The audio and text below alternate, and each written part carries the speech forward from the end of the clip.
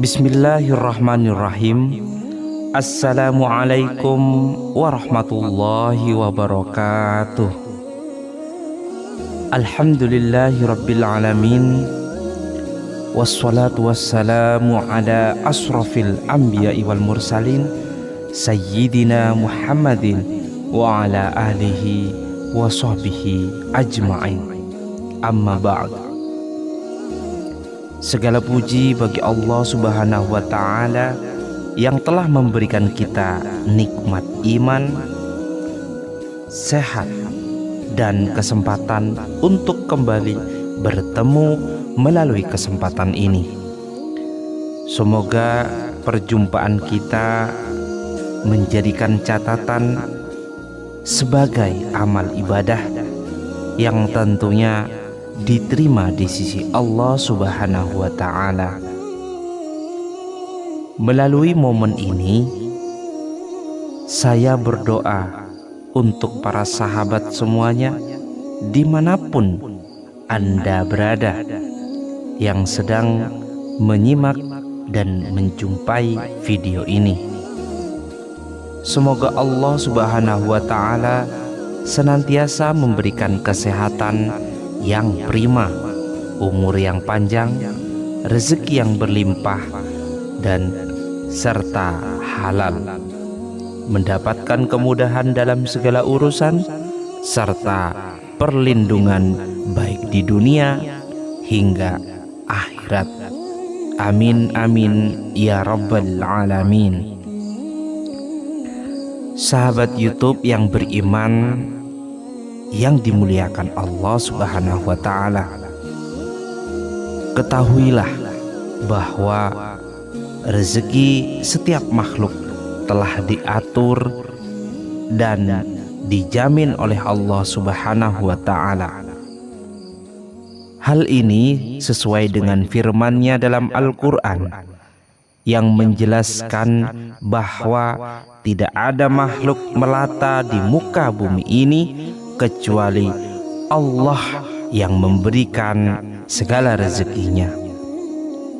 Oleh karena itu, kita tidak perlu khawatir akan kekurangan rezeki, apalagi sampai merasa takut tidak kebagian jatah dari Allah Subhanahu wa ta'ala.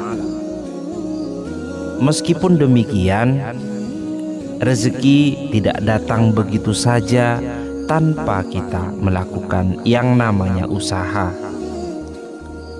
Allah memerintahkan kita untuk senantiasa berikhtiar dan memperbanyak amalan agar rezeki kita dilancarkan serta diberkahi.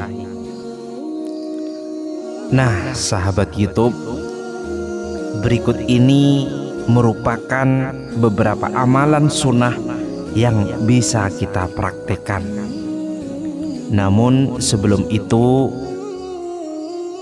terus dukung kami, terus support channel ini agar bisa terus berkembang dan menyajikan beberapa amalan yang tentunya bisa bermanfaat untuk orang banyak, dengan cara tekan tombol like dan subscribe. Silahkan komen di bawah kolom komentar, tuliskan qabiltu, kita aminkan bersama-sama. Semoga apa yang menjadi hajat dan doa saudara semuanya terkabulkan oleh Allah Subhanahu wa ta'ala. Amin amin ya rabbal alamin.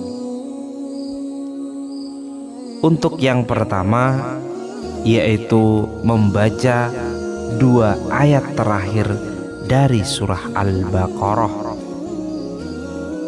Amalan ini sangat dianjurkan berdasarkan sabda baginda kita Nabi besar Muhammad sallallahu alaihi wasallam. Barang siapa yang membaca 2 ayat terakhir dari surah Al-Baqarah pada malam hari, maka itu akan mencukupkannya. Hadis riwayat Abu Dawud. Adapun dua ayat tersebut, Bismillahirrahmanirrahim. Amanar rasulu bima unzila ilaihi mir rabbihi wal mu'minun. Kullun amana billahi wa malaikatihi wa kutubihi wa rusulihi. Quran surah Al-Baqarah ayat 285 hingga 286. Ayat ini mengandung pengakuan terhadap keimanan kita kepada Allah Subhanahu wa Ta'ala, kitab-kitabnya, dan rasul-rasulnya. Membaca dua ayat ini akan memberikan perlindungan serta kecukupan dari segala macam keburukan. Lalu yang kedua, yaitu berwudu sebelum tidur. Baginda Rasulullah SAW selalu menjaga wudu sebelum tidur. Dalam sebuah hadis, beliau bersabda, "Jika engkau hendak tidur, berwudulah seperti wudu untuk sholat. Kemudian berbaringlah di sisi kananmu." Hadis riwayat Bukhari dan Muslim. Berwudu sebelum tidur merupakan salah satu cara untuk menjaga kesucian diri, sekaligus memperkuat hubungan spiritual kita dengan Allah Subhanahu wa Ta'ala. Maka mulai sekarang, marilah kita menjadikan wudu sebagai keterbiasaan rutin sebelum kita tidur. Lalu yang ketiga, yaitu membaca ayat kursi. Rasulullah SAW bersabda, "Barang siapa membaca ayat kursi sebelum tidur, maka ia akan selalu dijaga oleh Allah Subhanahu wa Ta'ala, dan setan tidak akan mendekatinya hingga waktu pagi." Hadis riwayat Bukhari. Ayat kursi merupakan ayat ke-255 dari surah Al-Baqarah yang berisi tentang keagungan dan kekuasaan Allah. Dengan membaca ayat kursi sebelum kita tidur, tentunya kita akan mendapatkan suatu perlindungan dari gangguan setan dan rasa tenang dalam hati. Kemudian untuk selanjutnya, yaitu membaca surah Al-Ikhlas, Al-Falaq, dan An-Nas. Rasulullah SAW juga menganjurkan untuk membaca 3 surah pendek ini sebelum kita tidur.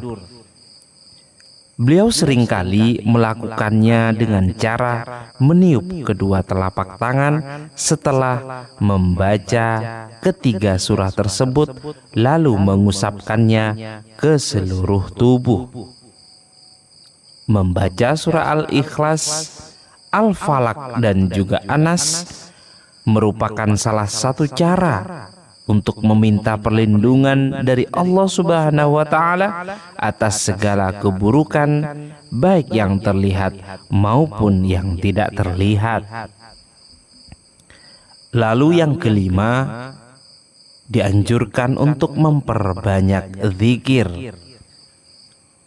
Aisyah radhiyallahu anhu meriwayatkan bahwa Rasulullah SAW bersabda, "Apabila kalian hendak tidur, bertakbirlah sebanyak 33 kali, bertasbihlah sebanyak 33 kali, dan bertahmidlah sebanyak 34 kali. Amalan ini lebih baik bagi kalian daripada seorang pelayan. Hadis riwayat Bukhari dan Muslim. Zikir sebelum tidur membantu kita mengingat kesabaran Allah dan menutup hari dengan hati yang penuh rasa syukur. Kemudian yang keenam, tidak tidur sebelum sholat Isya.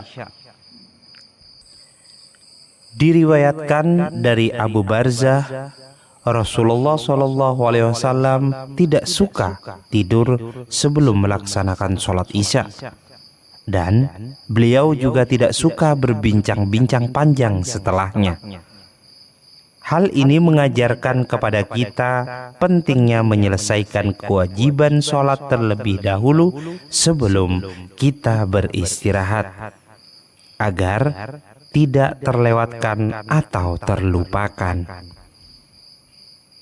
Lalu yang ketujuh, membersihkan tempat tidur kita.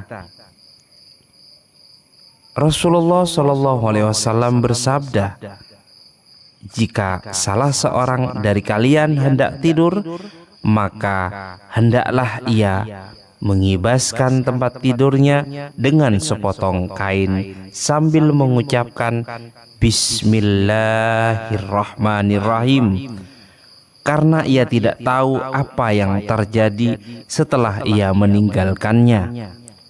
Hadis riwayat Bukhari dan Muslim. Kebiasaan ini menunjukkan pentingnya menjaga kebersihan, termasuk memastikan tempat tidur dalam keadaan bersih sebelum digunakan. Selanjutnya yang kedelapan, membaca doa sebelum kita tidur. Rasulullah SAW juga mengajarkan doa sebelum kita tidur dengan bacaan Allahumma bismika ahya wa bismika amut, dengan arti ya Allah, dengan namamu aku hidup dan dengan namamu aku mati. Ketika bangun, Rasulullah SAW membaca doa. Ketika bangun, Rasulullah membaca doa Alhamdulillahilladzi ahyana ba'dama amatana wa ilaihin nusyur, yang artinya segala puji bagi Allah yang telah menghidupkan kami setelah sebelumnya mematikan kami, dan hanya kepadanya kami akan kembali. Sahabat YouTube yang dirahmati Allah Subhanahu wa Ta'ala, itulah beberapa amalan sunnah sebelum tidur yang bisa kita terapkan dalam kehidupan sehari-hari. Dengan kita mengamalkannya, tentu kita berharap untuk mendapatkan sebuah perlindungan, ketenangan, dan keberkahan dari Allah Subhanahu wa Ta'ala. Semoga kajian ini bermanfaat dan dapat diamalkan dengan penuh istiqomah. Dari saya, jika ada salah dalam penyampaian, mohon maaf yang sebesar-besarnya. Akhiran, wabillahi taufik wal hidayah. Wassalamualaikum